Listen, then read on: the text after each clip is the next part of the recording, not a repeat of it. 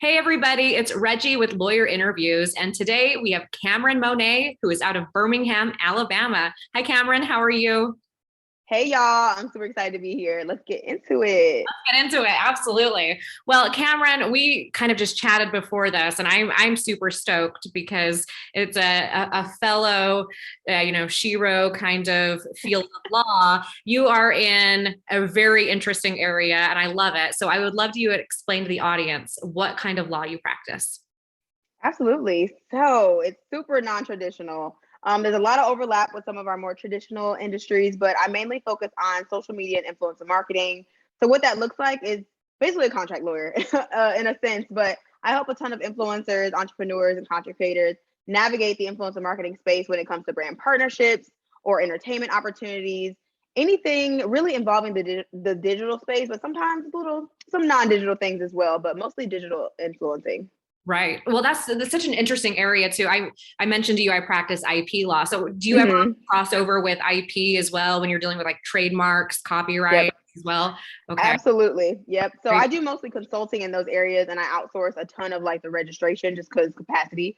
Right. But there's a ton of overlap there with IP, business law, contract law, entertainment law, so many different fields. Even employment litigation is what I used to do. So I have some employment contracts that I handle for clients too. Very cool. Well, and with social media and the law regarding social media, you're kind of dealing with entertainment, but you've got First Amendment issues depending on Right. who's there. Exactly. How does it feel to be in such a kind of new area of law, relatively? Scary and exciting. Right. Yeah. Scary and exciting. Because some people I still say, yeah, I help influencers. They're like, What's an influencer?" And I'm like, "Oh goodness, we're still here." Or I'm like, "Yeah, this TikTok creator just made $20,000 for a video," and they're like, "Wait, what? Time out." So yeah, it's exciting. It's nerve wracking sometimes because there's just not a lot of case law, right? It's so Right. new. So I can lean on other areas and kind of take some things with that and apply it to the digital space. Absolutely. Absolutely. And do you find that clients, when they're coming to you, do they have any kind of back knowledge or anything? Or are they coming to you as a blank slate saying, help me? Yeah, most of the time it's the blank slate. Yeah. I'm just a creator. I don't know what happened. I have no idea what this contract says. Can I get some guidance? And do people come to you when they, let's say, already have a decent following, or do they even come to you in the beginning when they're starting their accounts? Definitely a combination. I think because I'm an influencer too. So some people they just want to kind of get some insight on the industry and know what to look forward to. So when it happens, they don't have to like come to me after the fact, like help save me. I need help. Right. So I definitely get a good mixture. So it kind of just depends on the service they're looking for. Absolutely. And you've got an interesting perspective too, because not only are you an attorney and so brilliant on the, IP, the contract side, but you also are an influencer yourself with a huge following on Instagram. Thank So you. you've already succeeded in that area. So it's kind of neat. They kind of get a twofold. So they get the law and the influence. So what do you Yeah. consult your clients on the, I guess, influencer side? Yeah, so mostly it's trying to decide about rates, how to Okay. even communicate with brands, and what to look out for, red flags when it comes to working with brands, how to do research on brands, and or just like how to grow on social media platforms and giving some guidance and insight on that. I get some law students, especially because maybe they either want to navigate this field as a lawyer or they want to navigate this field as a creator. A lot of them are like, "What can I do ethically? What does this look like?" So I get a ton of those questions, which are probably my favorite. Oh, absolutely. Well, I mean, and such a good question. Ethics, we've all, Mhm. for people watching, law students, we have to all take like an ethics exam and pass Yep. that. And then we have to every few years or year, depending on your states, certify that you're still ethically. Hmm. Social media, though, has opened a door to lawyers being more open and out there. How have Right. you seen with the ethics and social media? What do you think? Yeah. I think law is so far behind, and just like ethics are so far behind. There's really no mention of social media aside from like no soliciting, like which we all know. Like we don't want to solicit. Got it. Right. But aside from that, like just organic, either posting or sharing your journey and sharing your life and getting clients just because they get invested in you as a person. There's Right. not much on there. So I always tell people err on the side of caution. I actually recently did a CLE last month, I think it was, and I talked about ethics. And there's really only one model rule that I think kind of gears towards that. And I think it's model rule 5 point something. It's in the 5 area. And essentially, it's just saying if you're going to have a business that is legally related, but it's not a law firm, you want Mhm. to just make sure you always say it's not legal advice, have the client sign it, make sure they understand that. And then if they do become your client, that's an attorney-client relationship, have them sign a separate contract. So that's pretty much what I do, because I have a consulting firm. I don't own a law firm. So Right. any like legally related things I outsource, and or I sign a separate contract that's outside of my consulting firm to Right. handle that. So it definitely, it's a unique area, definitely a gray area where there's no guidance, but that can be good because it gives us some flexibility to help clients that are outside of, our usual places that we can help. Absolutely. Well, and on top of that, do you think there will be ever any changes to the ethical rules to involve or include social media? I think so. And I think it's going to be trial and error. I think in the beginning, it's going to be like, this is absolutely ridiculous. Wrong call, bad call. We need to figure this out. Can we petition?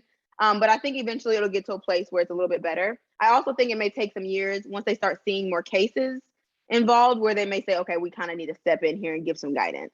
Right. Absolutely. Well, and of course, we've all got these fun, as far as lawyer regulation, we've got our First Amendment rights too, right? To be able to have our freedom of expression. So exactly.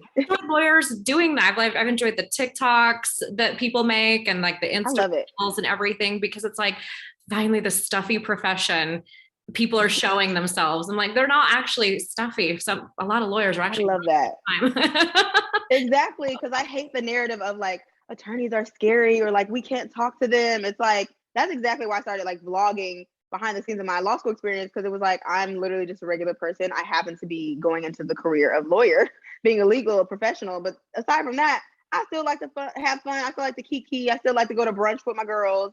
I'm just a regular person. And I also think that's been a benefit for a lot of lawyers, especially like smaller firms or solo practitioners. They see like people buy from people, not from the business or the brand, especially if it's not like a big name firm. But once they get to know you, know, like, and trust factor that you get on social media, it's irreplaceable.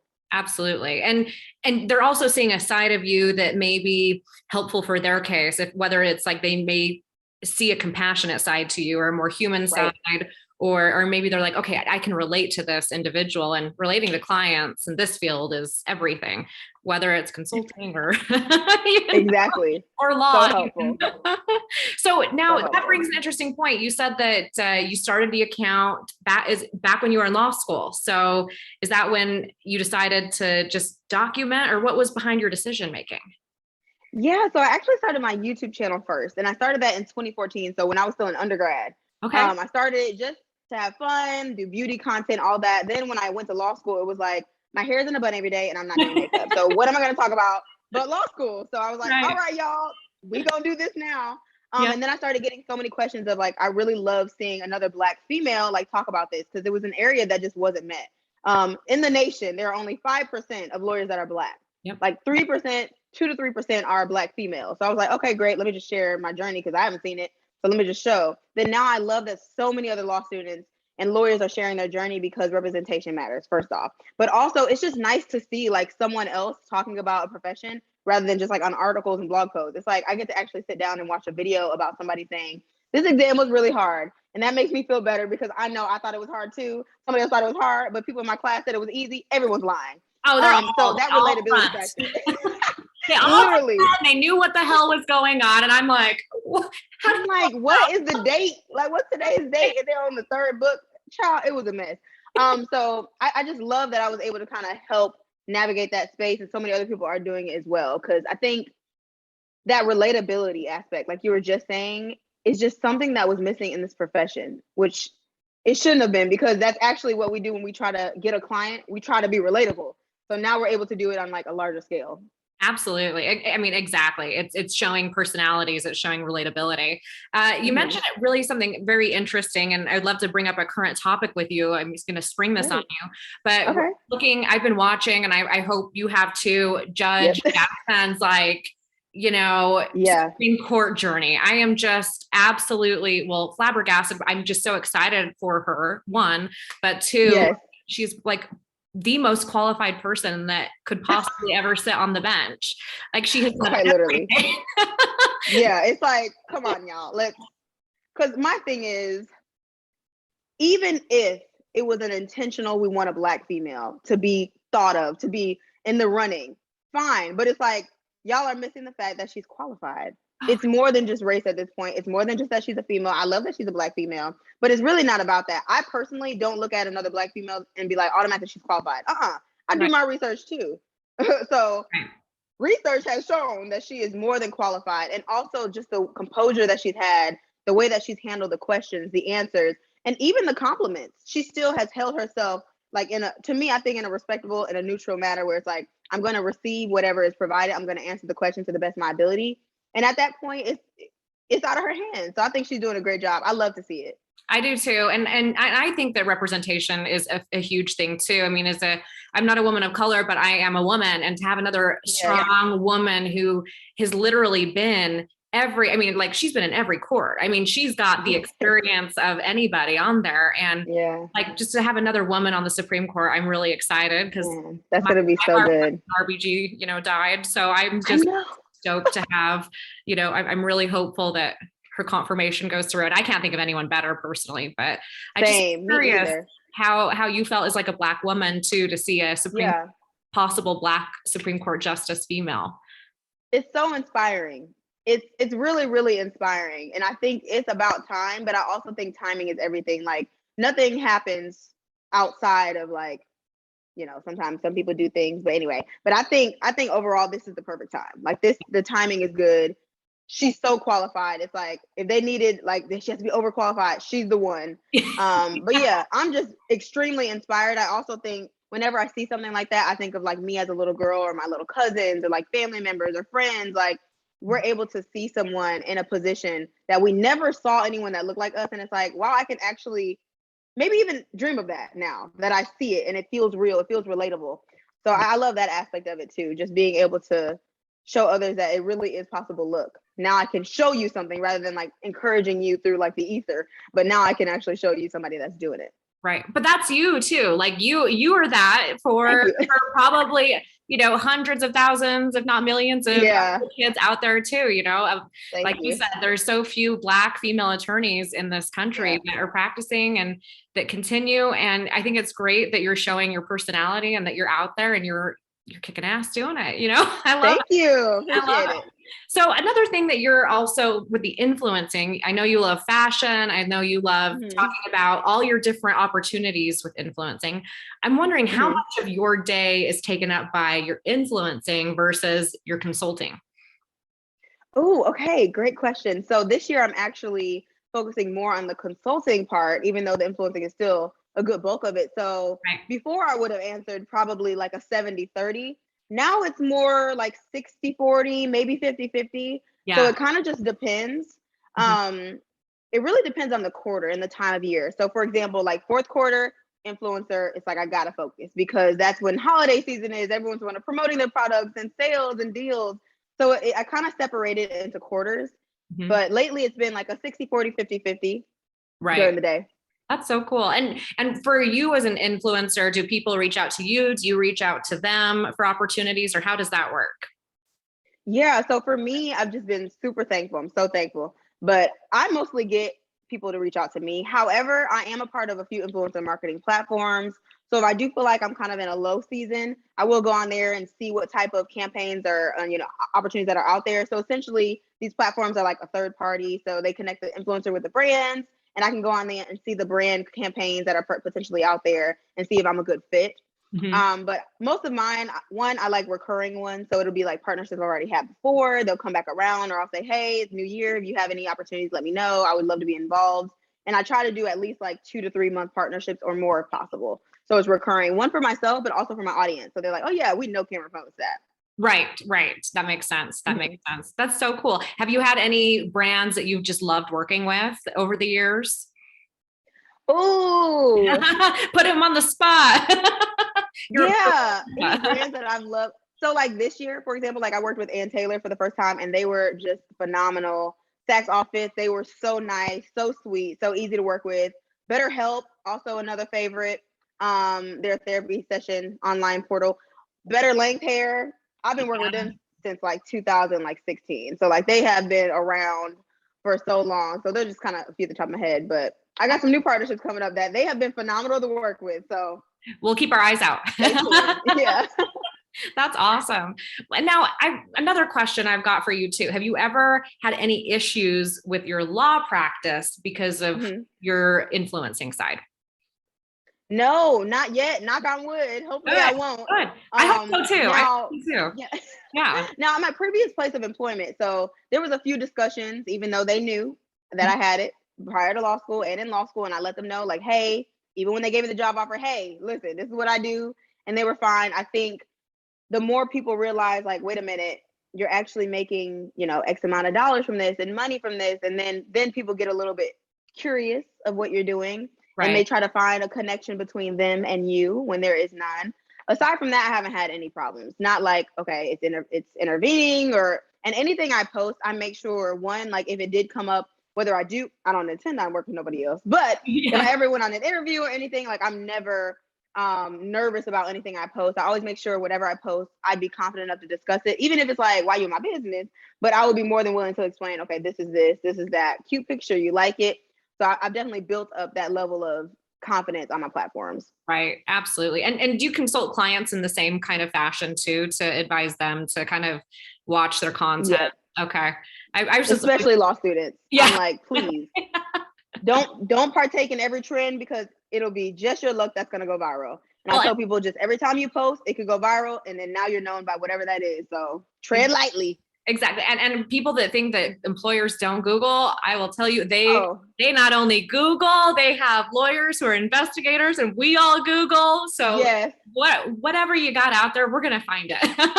Yeah, it's giving very much people search. Yeah, exactly. I would look it up. Even like, I'm having externs this summer, I've looked up everybody. Oh, absolutely. That's just the name of the game. Yeah, we got to find out if they're a serial killer or, Exactly. See, I'm trying to figure it out. Like, girl, why is you naked on the beach? Put that in the group chat, not on the social media. Yeah, exactly. Like, naked on the beach, but not on the internet. Not on the internet. But go, girl. If you look good, go, girl. Right. Okay, I see you, but I don't want to see you publicly. Okay, girl. So it is such a strange time though, and like we've also got a time where people haven't even like met their clients, right? It's like so virtual, like you and I talking here, Yes. So it is an interesting time to talk to clients, or probably your advisees. Have you met a lot of yours in person, or are they more digital? No, I'm trying to think. I've met a handful in person, but yeah, mostly everyone's just virtual. We get on the Zoom chat like this and talk it up. That's pretty much it. Yeah. And do they find you through social media usually, or word of mouth, or how does that usually happen with your consulting business? Yeah. So I'd say 98% found me on social media, whether they were subscribed to my channel or they've been following me for a while, or word of mouth. So there's some like business groups or influencer like marketing Facebook pages that I guess my name has been mentioned a few times, which I was like, oh, I love that for me. So mostly it's just kind of, I feel like I kind of self-promo without promoting. By me just posting my content and working with brands and talking about what I do, I kind of just naturally gain like some clients from that. Gotcha. Well, that's so cool. That's neat that you can organically do your job and also gain more, more. Right. So where do you see yourself in the future? Like, what's in the future for Kameron here? Do you think more law, less law, more consulting? What do you think is in your future? Yeah, it depends on how far we're going, girl. I got this long plan. I definitely would like to write some type of book of some sort. I don't know if it'll be like a case brief. I don't know if it'll be like just a journal article. I don't know. I definitely intend on writing something. That's probably like an end goal, and maybe teaching a class. So maybe like adjunct professor, something like that. It's kind of what I'm thinking right now. Social media law classes out there to actually be more helpful than a lot of the stuff they still teach. Right. Exactly. Yeah. Because I was searching, there's no case briefs or anything on it. So I was like, maybe I'll jump on that, Time will only tell. You'll get to be one of the pioneers of social media law and, this weird little niche of entertainment that it won't be weird. It'll be like ginormous, in 10 years. Right. So why did we jump on that sooner? That's what I'm hoping. Hey, listen, I better get on it, because with the metaverse and NFT, I'm gonna be behind too. So things Yeah, change so quickly. exactly. Well, Kameron, thank you so much for joining us today and for sharing your experiences. I would love to let our viewers know where they can find you on your different socials, if you'll just let us know. Absolutely. So you can follow me on Instagram, YouTube, and TikTok at Kameron Monet, Kameron with a K. And then if you want to just get the law tea, the legal tea, as I like to coin it, you can follow us on Instagram at the Legal Tea Social. And definitely make sure you guys check out thelegaltea.com, join the newsletter. We have some exciting things coming in Q2, so you don't want to miss it. It's going to be good. Awesome. Well, thank you, Kameron, for joining us today. And thanks everybody for watching, and we'll see you next time. Thank you so much.